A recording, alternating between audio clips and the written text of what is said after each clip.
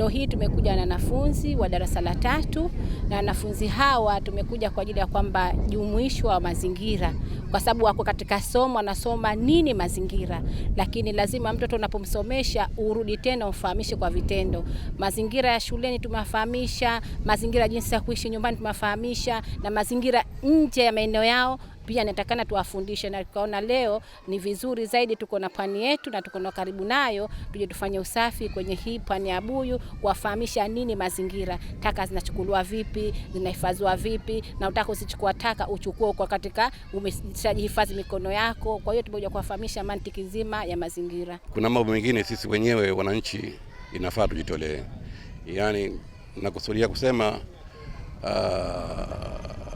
Al-Gargawi Academy tumeanza mwanzo ilikuwa ndogo na sasa hivi inakuwa na is a charity school.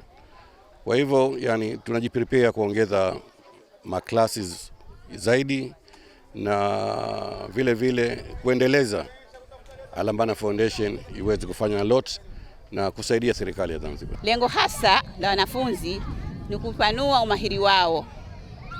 Kama anavyosema mtaala wetu sasa hivi, watoto wanakuwa mahiri. Kwa hivyo hapa leo watoto tumeona mahiri wao, wameweza kukusanya taka na kuzihifadhi na kuzitia katika zinapostahiki.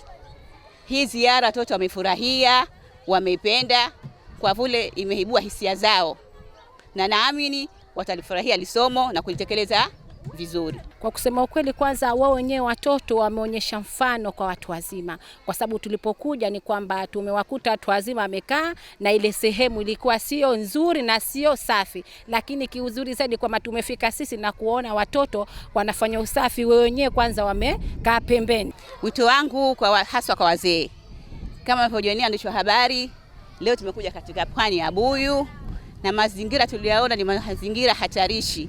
Mazingira ni machafu, pwani imegeuzwa kuwa ni jaa. Kwa hivyo hata watoto zoezi limeshindwa kufanyikana kwa vizuri kwa vile ni taka nyingi.